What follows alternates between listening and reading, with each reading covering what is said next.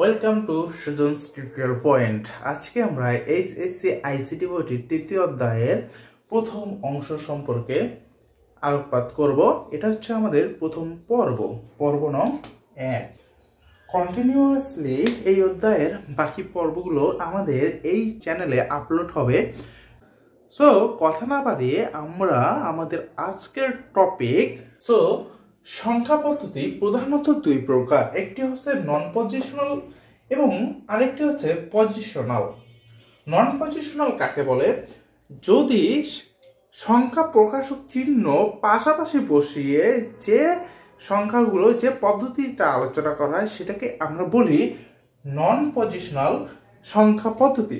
যেমন আদিমকালে মানুষরা এক বলতে একটা দাড়িকে বোঝাতো, দুই বলতে পাশাপাশি দুটি দাড়িকে বোঝাতো, তিন বলতে পাশাপাশি তিনটি দাড়িকে বোঝাতো এবং ছয় বলতে পাশাপাশি ছয়টি দাড়িকে বোঝাতো।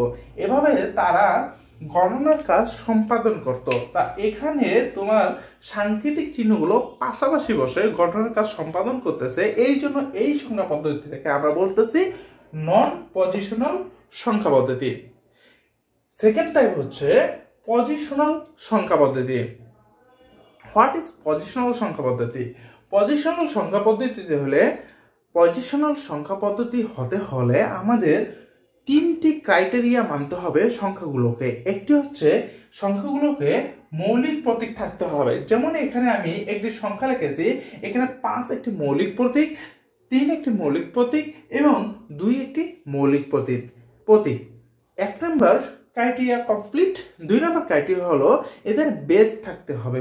এখানে এই সংখ্যাগুলোর বেস হচ্ছে 10, এখানে এই সংখ্যাগুলোর বেস হচ্ছে 10। সো 2 নম্বর ক্রাইটেরিয়া হচ্ছে বেস থাকতে হবে, এখানে 10 হচ্ছে এই সংখ্যাগুলোর বেস।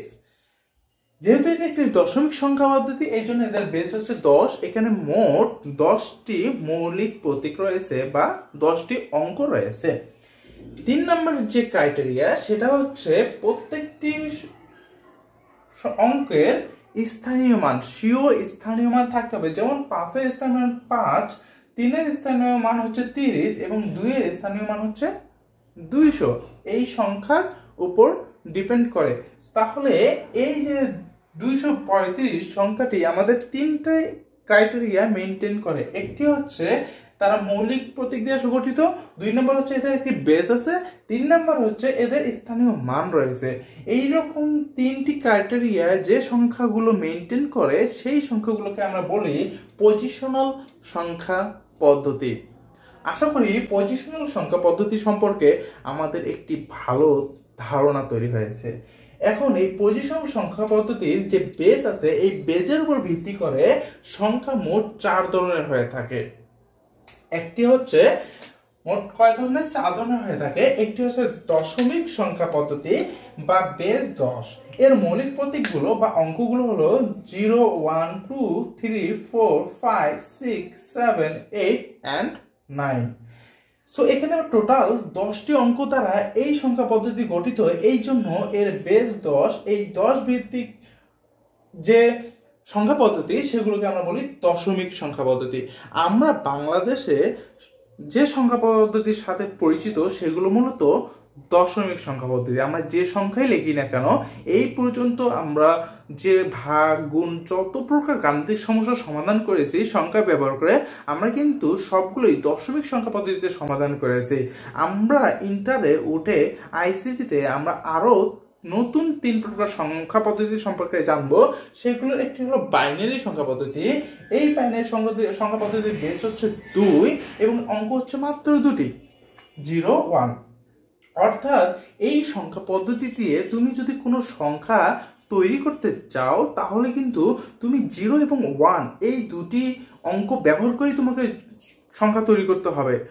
অন্য কোনো সংখ্যা অঙ্ক তুমি এখানে ইউজ করতে পারবে না। যেমন এখানে তুমি যদি সংখ্যা, এই যে দশমিক সংখ্যা পদ্ধতি আছে এই দশমিক সংখ্যা পদ্ধতি যদি একটা সংখ্যা তুমি মেক করতে চাও তাহলে 2, 3, 4 এখান থেকে যে কোনো মৌলিক প্রতীক তুমি পুট করতে পারবা। বাট এখানে তুমি যদি একটি সংখ্যা মেক করতে চাও তাহলে 1, 0, 1। দেখো এখানে 1 এবং 0 ভিত্তিক অন্য কোনো অঙ্ক নেই, এই জন্য এই সংখ্যা পদ্ধতি হচ্ছে বাইনারি সংখ্যা পদ্ধতি, যেখানে বেস হচ্ছে আমাদের 2। বেস 2 হলেই আমরা সেটাকে বলবো বাইনারি সংখ্যা পদ্ধতি, এবং বাইনারি সংখ্যা পদ্ধতির ভিতরে শুধুমাত্র 0 এবং 1 ইউজ করা যাবে, অন্য কোনো সংখ্যা অঙ্ক ইউজ করা যাবে না। এরপরে আমরা আসি থার্ড যে সংখ্যা পদ্ধতি, সেটি হচ্ছে অক্টাল বা 8 ভিত্তিক সংখ্যা পদ্ধতি। 8 ভিত্তিক সংখ্যা পদ্ধতি কেন বলা হচ্ছে? কারণ এই সংখ্যা পদ্ধতিতে আমাদের মোট মৌলিক প্রতীক বা অঙ্ক রয়েছে মোট 8টি, যেমন 0, 1, 2, 3, 4, 5, 6 and 7। 0 থেকে 7 পর্যন্ত মোট 8টি অঙ্ক দ্বারা এই সংখ্যা পদ্ধতিটি গঠিত, তাই এই সংখ্যা পদ্ধতিকে আমরা বলতেছি অক্টাল সংখ্যা পদ্ধতি। এই অক্টাল সংখ্যা পদ্ধতিতে যদি তুমি কোনো সংখ্যা মেক করতে চাও, তাহলে কিন্তু এই যে আমরা 8টা ডিজিট দেখতেছি, এই ডিজিটগুলো পুট করেই ব্যবহার করতে হবে। অর্থাৎ তুমি এই ডিজিটগুলো পিক করে জাস্ট রিপ্লেস করে দিবা। যেমন আমি এখানে একটা সংখ্যা লিখছি 2, 3, এটা একটা অক্টাল সংখ্যা পদ্ধতি, আমি বেস এখানে হাইলাইট করে দিয়েছি 8। এখন আমি যদি এভাবে অক্টাল সংখ্যা পদ্ধতিতে আমি একটি সংখ্যা মেক করতে চাই, বাট আমি লিখতেছি 7, 6, 9, এখন এখানে বেস 8 দিলাম, এটা কিন্তু অক্টাল সংখ্যা পদ্ধতি নয়, কারণ এখানে আমাদের একটি প্রতীক আছে 9। এই 9 কিন্তু আমাদের অক্টাল সংখ্যা পদ্ধতির যে ডিজিটগুলো আছে সেই ডিজিটের মধ্যে নেই। সো আমরা কিন্তু অক্টাল সংখ্যা পদ্ধতিতে যদি আমরা কোনো সংখ্যা মেক করতে চাই, তাহলে কিন্তু আমরা যে ডিজিটগুলো এর অন্তর্ভুক্ত নয় সেই ডিজিটগুলো আমরা ব্যবহার করতে পারবো না। যদি ব্যবহার করি তাহলে সেটা অক্টাল পদ্ধতি আর হবে না, সেটা ভুল হবে। তাহলে এটা আমাদের অক্টাল পদ্ধতিতে প্রকাশিত কোনো সংখ্যা নয়। আমাদের অক্টাল পদ্ধতিতে প্রকাশিত সংখ্যা হচ্ছে 2, 3, অথবা তুমি এখান থেকে 5, 6, 7 একসাথে লিখলে আমাদের এটা একটা অক্টাল পদ্ধতিতে সংখ্যা পদ্ধতি হবে, আর 5, 6, 7। সো হেক্সাডেসিমেলে যদি আমরা এখন আমাদের লাস্ট ওয়ান হচ্ছে হেক্সাডেসিমেল সংখ্যা পদ্ধতি। এই হেক্সাডেসিমেল সংখ্যা পদ্ধতিতে আমাদের মোট অঙ্ক সংখ্যা বা ডিজিট থাকবে মোট 16টি।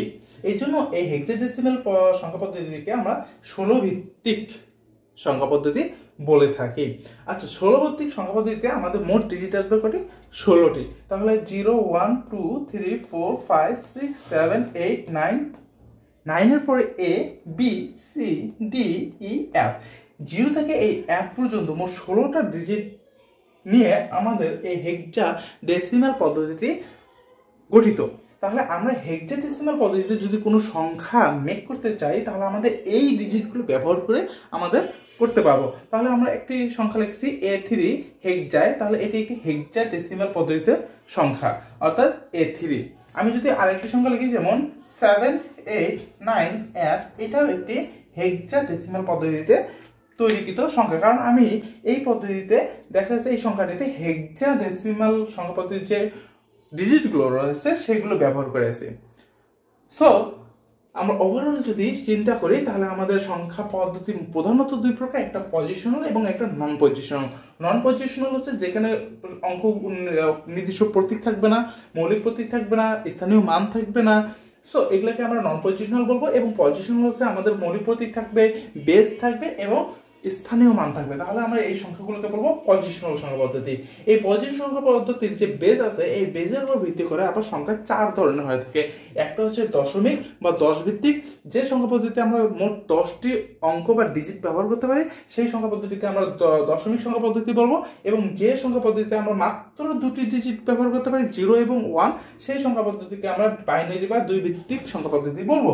এরপরে যে সংখ্যা পদ্ধতিতে আমরা 8টা ডিজিট বা অঙ্ক ব্যবহার করতে পারি সেই সংখ্যা পদ্ধতিকে আমরা অক্টাল বা 8 ভিত্তিক সংখ্যা পদ্ধতি বলবো।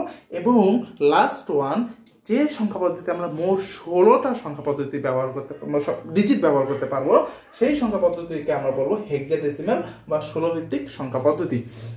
সো দশমিক সংখ্যা পদ্ধতিতে তুমি যদি কোনো সংখ্যা লেখো, তাহলে আমাদের এভাবে বেসটা হাইলাইট করে দিতে হবে। অর্থাৎ ব্র্যাকেটের নিচে যদি আমরা 10 লিখে দিই, তাহলে আমরা বুঝবো এই যে সংখ্যাটা লিখছি এটা একটা দশমিক সংখ্যা পদ্ধতির সংখ্যা। আমরা যদি ব্র্যাকেটের নিচে 2 লিখে দেই, তাহলে আমরা বুঝবো, বেস 2 লিখে দেই, তাহলে আমরা বুঝবো এটি একটি বাইনারি সংখ্যা, কারণ 2 ভিত্তিক সংখ্যা। এবং আমরা যদি ব্র্যাকেটের নিচে 8 লিখি, তাহলে বুঝবো এটা অক্টাল সংখ্যা পদ্ধতির একটি সংখ্যা। এবং আমরা যদি দশমিক ব্র্যাকেটের নিচে 16 লিখি, অর্থাৎ এটাকে আমরা বেস বলি, বেস 16 লিখি, তাহলে আমরা বুঝবো এটি একটি হেক্সাডেসিমাল সংখ্যা।